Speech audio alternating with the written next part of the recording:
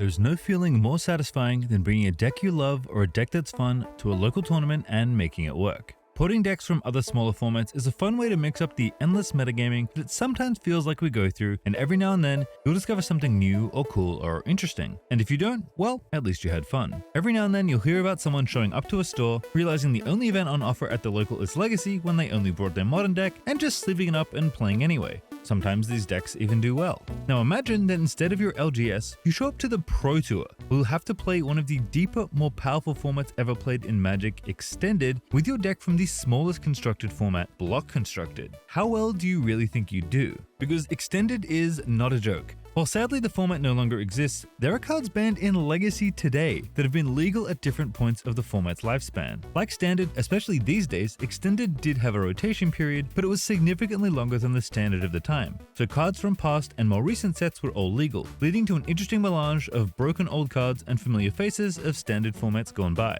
Powerful, interesting, and full of options, Extended was a long-time fixture of the Pro Tour. So how did a rookie in his first Pro Tour ever end up with a deck that was only 5 cards away from being a Mirrodin Block Constructed deck? Well, at Pro Tour Columbus 2004, right off the heels of one of the most disliked competitive seasons in all of Magic, 286 players descended upon one of Magic's most frequented US states to sling spells for a weekend and see who gets to call themselves Pro Tour champion. The hero of our story and this entire Pro Tour is a fascinating one. A French rookie playing in their first Pro Tour ever, playing a deck that almost no one played, that was hiding in plain sight, almost flown in directly from the previous block format, with a sideboard that looks truly otherworldly, almost ridiculous, next to the set of 60 cards it's paired with. Most players want elegant, harmonious sideboard slots that are perfectly tuned to the different states their deck needs to be in across the dozens of matchups you could expect at an extended Pro Tour. This sideboard on the surface looks absurd, a random array of cards that don't seem to synergize at all with the high-powered artifact aggro deck. But as the top 8 arrives to play the last remaining matches on Sunday, it seems like it may very well get the job done. Some players want a nice clean extension of their main deck's key idea in their sideboard. Instead, our hero brought blunt objects to bludgeon the metagame firmly over the head with. This is the story of one of the wildest, silliest, and somehow most effective deck lists ever played at the PT, and it was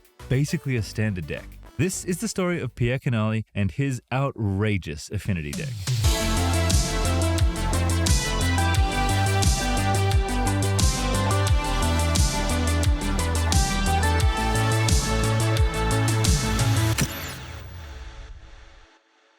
Shall see. Who do you like in Pierre Canali versus Jeffrey Cerrone? I think that Canali is going to win. Okay. I actually think that Canali is my pick to win this Pro Tour. Wow. I mean, really? I watched this kid play all weekend, and he is amazing. All right. It doesn't matter what plays he makes. His deck does not let him lose. Interesting.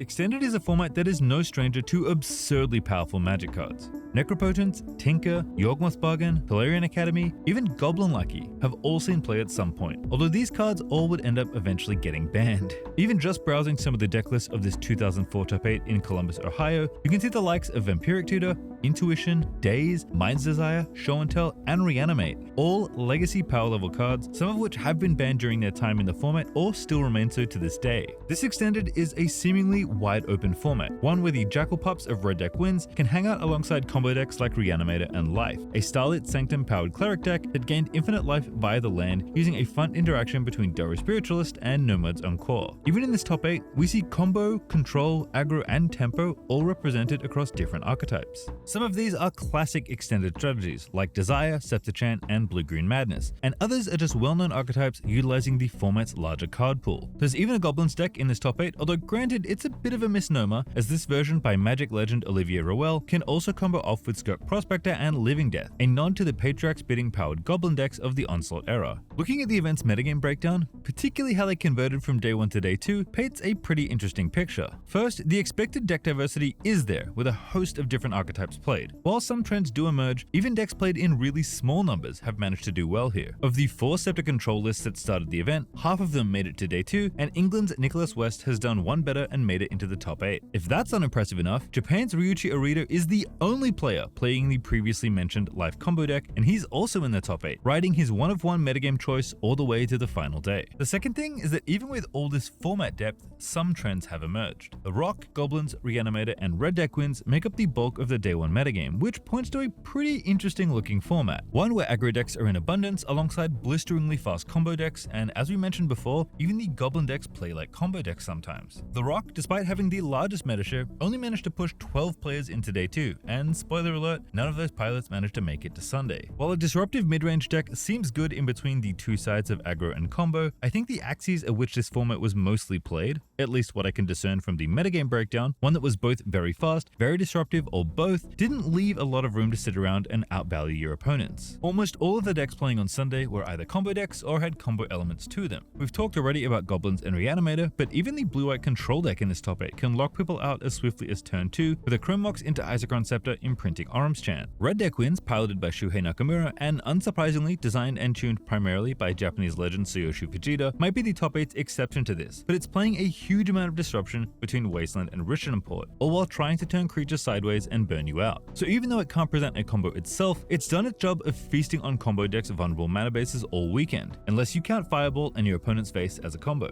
It's pretty clear that no matter your take on this format, presenting a combo, disruption, or both are pretty essential elements to success. Which leaves us with somehow the most surprising deck of this tournament that also happens to be the most popular standard deck of this time, Affinity. Now, Affinity is a known quantity. In fact, I'd argue it's been the known quantity of the last year. Affinity has dominated Block Constructed and Standard for the entirety of the last season, and coming into Extended, a format that you'd think would often look at recent Standard trends for at least some inspiration, it'd be a known thing here too. While Extended is a significantly more powered up format, Affinity wasn't just the best Standard deck, it's been a plague upon Constructed, the likes of which we haven't seen since Urza's Block. I've already made a video about the 2004 World Championships, which was basically the swan song of the deck in Standard, but this was the pinnacle of at least a year of the Robot Overlords destroying people. By the time this deck ends its reign in Block and Standard, basically all of the keycards will be banned from both. Even Extended is not immune to banning cards from Mirrodin Block despite its power level, as Skull Clamp got banned alongside Metalworker. An amusing juxtaposition of the two best artifact blocks on either side of the Millennium having to wave goodbye to some of their most iconic cards. Other than that though, Extended Affinity looks eerily similar to the Block and Standard versions of the deck. In fact, of the 60 cards in Canali's main deck, 55 of them are from Mirrodin Block. Given what we can glean about the format though, Affinity doesn't seem like the kind of deck you want to be sleeving up. It's really just an aggro deck, granted one of the fastest and most devastating aggressive decks ever made, but also just an aggro deck at the end of the day. Unlike other versions of the past that played Shrapnel Blast, this deck doesn't even have traditional reach,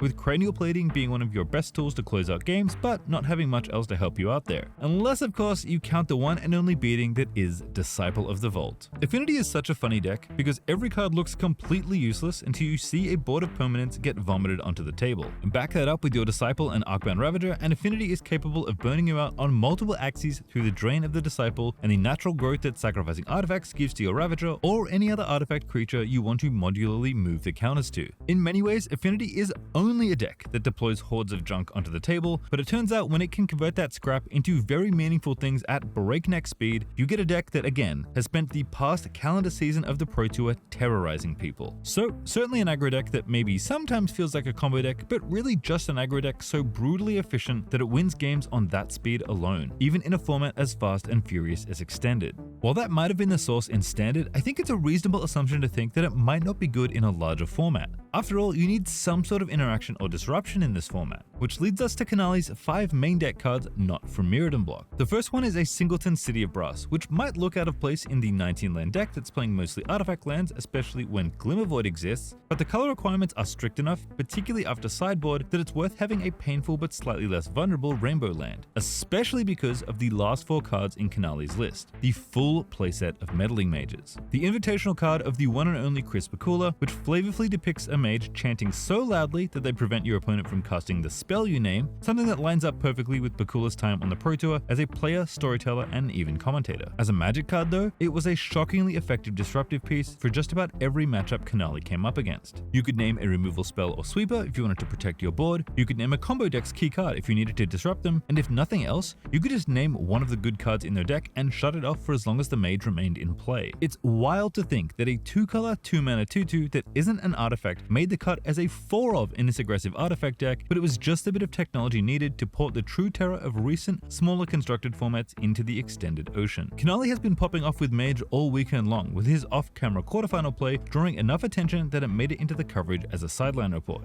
So meanwhile, there's a really clever play on back table. I'm going to throw it down to John Becker. John, what's going on down there? What was the cool play? Oh, we have a very cool play here by Canali. It's a really high-level play. I think he was his opponent was trying to circular logic one of his spells and remove circular logic from the Madness deck.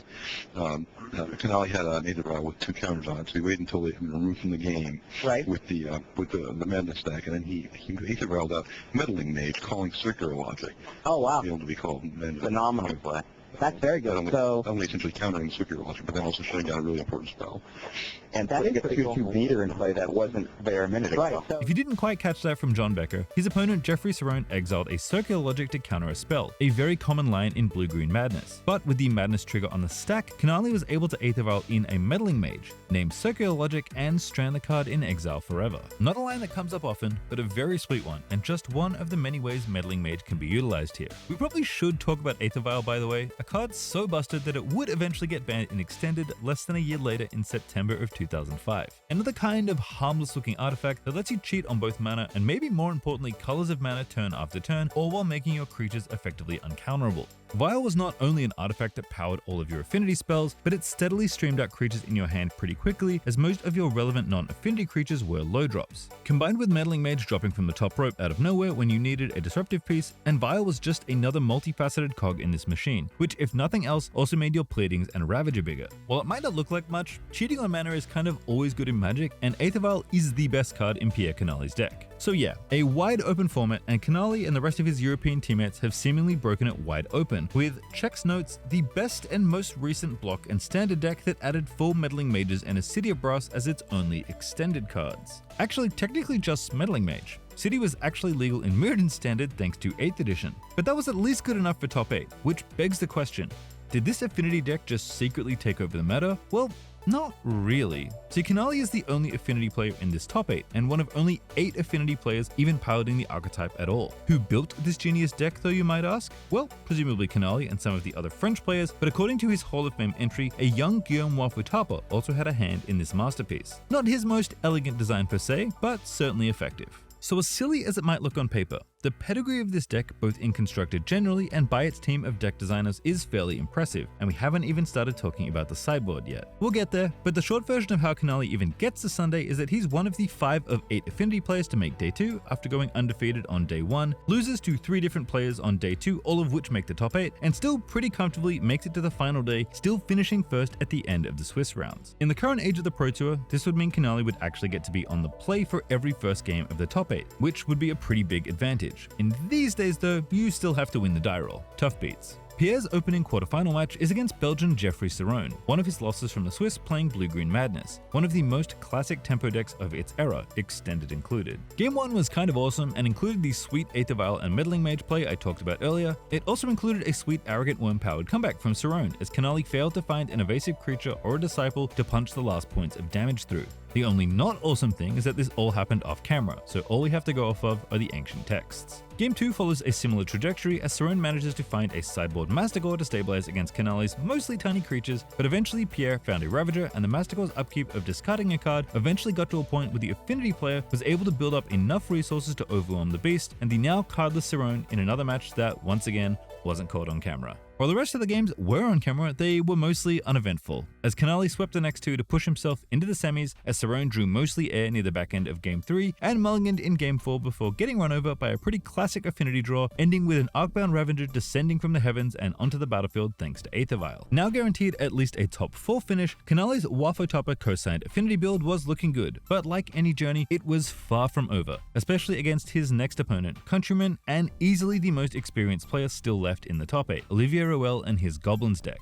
Like Cerrone, Canali had also met Rouel in the Swiss and lost, although that 3-game set did involve a double mulligan in the last game for Canali. Before we go into details of this match though, and believe me, we will, we actually need to talk about something that we basically never talk about, because it mostly doesn't matter. But curiously in this top 8, it kinda does. We need to talk about the commentators. Randy Bueller is at the helm as always, but Mike Flores is filling in for color this time around instead of Brian Kibler or BDM. Hardly a surprise though, given Mike's tenure as a player, theorist, deck builder, and writer, plus he's had commentary slots before on the Pro Tour, and is always a great blend of entertaining and informative. No, we need to talk about commentators because there's actually a third commentator joining Randy and Mike this weekend, and it's someone that played in this very Pro Tour, American Magic Pro Osip Lebedavich. Normally commentators, even if they're professional players actively playing, aren't ever a large enough part of the story to be worth more than a passing mention, but Osip's presence here is relevant for two key reasons. The first is that America has not been doing all that great on the Pro Tour lately, with Europe and especially Japan really dominating this age of the PT. Osip is actually the most recent American to win an individual Pro Tour title, beating the field in Venice 2003 with his block-constructed Astral Slide deck. That alone is mostly just to say that Osip in this context is a good Magic player, someone who has the insight and experience to provide in-depth commentary, which while interesting, again isn't noteworthy. No, the real reason Osip's addition to the desk is so intriguing is because Osip won the last Mirrodin Block constructed Grand Prix in Orlando with Vile Affinity just a few months prior,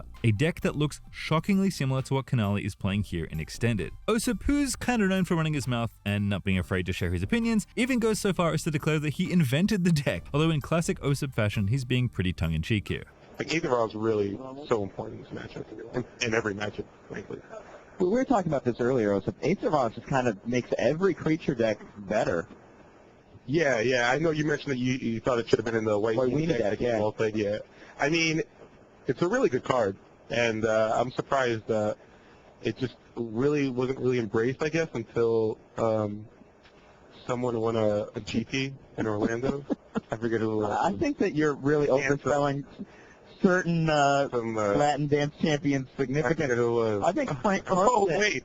It was me, and I was wearing the exact same outfit I am now. You want to go check it out. Osip's serious chops as a Magic player are matched only by how unserious he often is as a person, cracking jokes and just being his entertaining if very blunt self. Osip has never been one to shy away from being questioning or critical, and he'll certainly have some choice words in this game, especially when Canali is piloting a deck he has a ton of experience with too. So rookie Pierre Canali is sitting in his first ever Pro Tour, now his first ever Pro Tour top 8, across from one of the most successful French Magic players in the history of the game, ready to avenge his loss from the Swiss. And his campaign for revenge starts off really well. A turn 1 Aether Vial, followed up by a turn 2 Meddling Mage naming Burning Wish, shutting off all of Ruel's powerful tutor targets. After some creatures trade off a few times, Canali finds a Thoughtcast and does the Affinity thing of dumping a bunch of permanents into play before soon ending the game with double Cranial Plating. And finally, as we move past the first game, we get to talk about the most spectacular part of Canali's deck, the undercurrent of this entire video.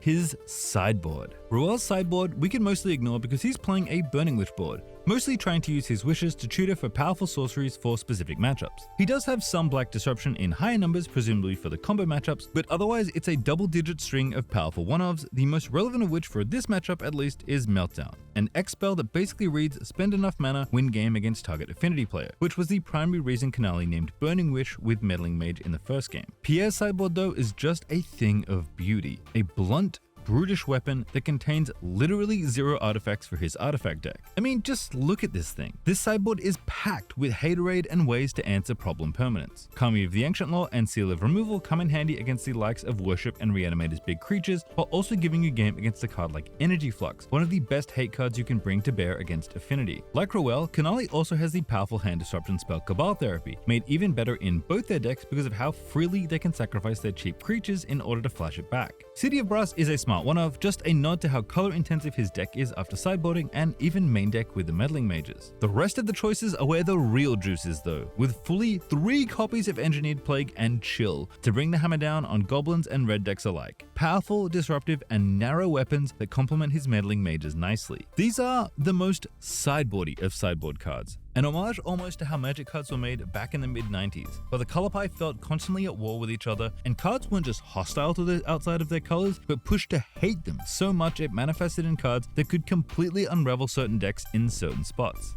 Looking at this deck list almost gives you eye strain with how absurd it looks, but strategically, it's kind of genius. In a format as powerful as Extended, with what is essentially your very busted block constructed deck, you kind of have everything you need in your main already, so why not just fill the rest of your deck and sideboard with Disruption? Not everyone is behind the sideboard cards though, as Canali casts one against Ruel, and Osip is yapping in the booth about what he thinks about Engineered Plague. Engineered Plague Goblin seems pretty good in this matchup. I mean, it's taken him this far, but I'll be honest, I think that's one of the worst sideboard cards I've seen. Like, this is the first time I've seen him get to really 3 mana with the right color, man. I mean, if you don't get turn 3 Engineered Plague against Goblins, I saw him in the Goblin deck, he had double Engineered Plague. Yeah, but I'm not, yeah, it happens. More wilder than Osip's take though, given the success Canali has had so far in this event, is that Olivier casts his best sideboard card Meltdown, destroying most of Canali's board, and he just shakes it off, still keeping enough lands thanks to Darksteel Citadel before slamming a chill next to his Engineered Plague and pretty much locking Ruel out of the game, which became a certainty after Canali played a second Engineered Plague. Pierre looks poised to sweep the semi-final, but Game 3 had other plans, as Olivier finally set up a board where he was able to cast Living Death to flip the game on its head and wipe Canali's board while resurrecting all his goblins thanks to Skirk Prospector sacrificing them all, and a pair of Goblin Power Drivers keep Olivier in the series. Game 4 saw a blisteringly fast start from Canali with a Meddling Mage, 2 Frogmites, and a Disciple before Olivier found a non-land permanent to play. Unfortunately, the permanent he found was Goblin Sharpshooter, and when Canali does not immediately produce an Engineered Plague, Ruel's Goblin Matron found enough goblins to gum up the board with, and Sharpshooter teamed up with Prospector to force a final game. Either the most experienced or the least experienced French player is going to be in the finals of this PT, and there's one more game left to figure out who. For Canali, again, the rookie in his very literal first Pro Tour ever, there have been nothing but questions all weekend long pointed his way. Questions like, why are you playing a deck like Affinity in a format like Extended? Questions about his sideboard choices, even questions about his play. Canali, come on. It's your champ pick. Come on, champ pick. Olivier wins this match. He's going to beat. This will be the second time I have seen Olivier win a match because his opponent messed up against him in the top 8.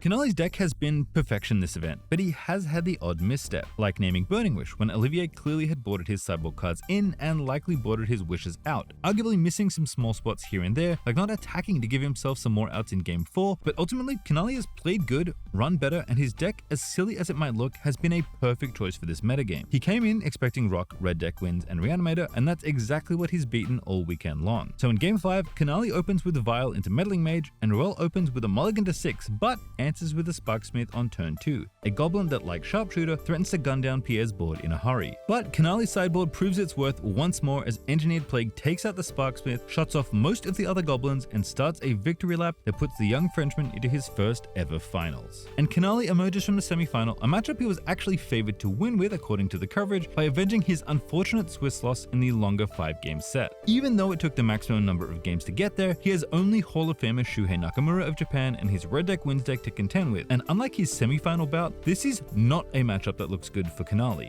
So much so that the coverage team wrote an article covering the matchup before it played out, with Osip, the same Grand Prix winning Affinity player, and Patrick Sullivan, known Red Deck master, weighing in on the matchup and both tipping the hat to Nakamura. So of course, Pierre Canali does what he's done all weekend and demolishes his opponent in the finals. Game 1 sees Canali's Arcbound Ravagers outgrow the Little Jackal Puppies and easily roll over the game. Game 2 is a more drawn out affair where Nakamura manages to lock up the board with an Ensnaring Bridge, a card that Canali cannot remove, but runs out of fuel for his Grim Lava Mantis to burn his opponent out before Disciple Ravager finishes off the game. Even though Canali arguably makes an oopsie or two in the comboing off process, getting a few too many Disciples shot down by Mug Fanatic and friends, but still having more than enough spare Disciples left to win with as he drains out Nakamura for Xaxes. Truthfully, Nakamura probably wins this game if his deck finds a Curse Scroll at any point, especially with Pierre being a little sloppy ending the game, but you could also argue that it didn't matter enough, and Canali was also trying to bait out the removal long enough to find a combination kill. At any rate, Canali has been criticized at some point from just about every conceivable angle. I think it's forgivable for a young rookie to have a mishap or two on such a big stage against such storied opposition, but ultimately, no matter how his deck, sideboard, or play looks, there's only one thing that's certain at the end of this weekend. His deck was too good to ignore, and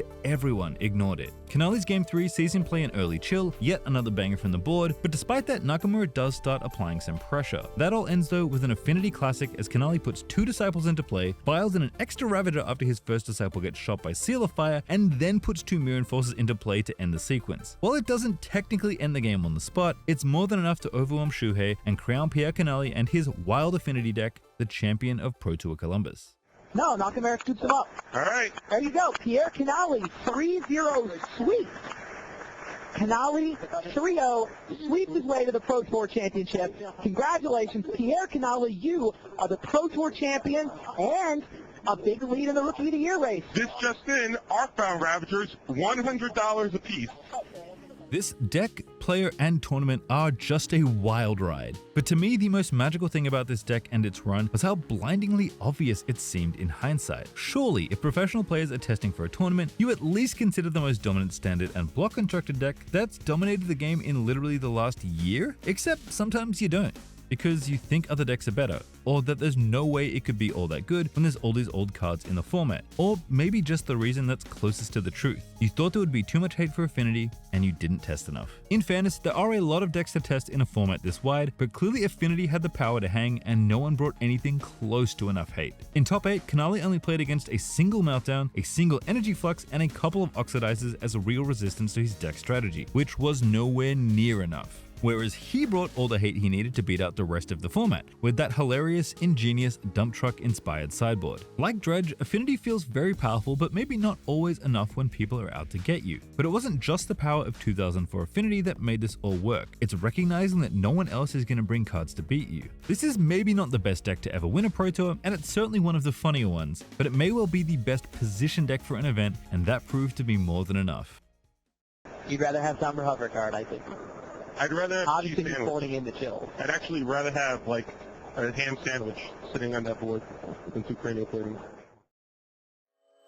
Thanks for watching, everyone. Get in the comments if you think there's been a better bit of strategic chicanery at a Magic event before. If you want to help the channel out and keep the content rolling, consider checking out the Patreon or Ko-fi links in the description below. The content will always be free, but I appreciate you at least considering contributing to what we've got going on here. If you like this video about funny decks winning Pro Tours, whatever YouTube is showing you on the screen right now is probably worth a watch too.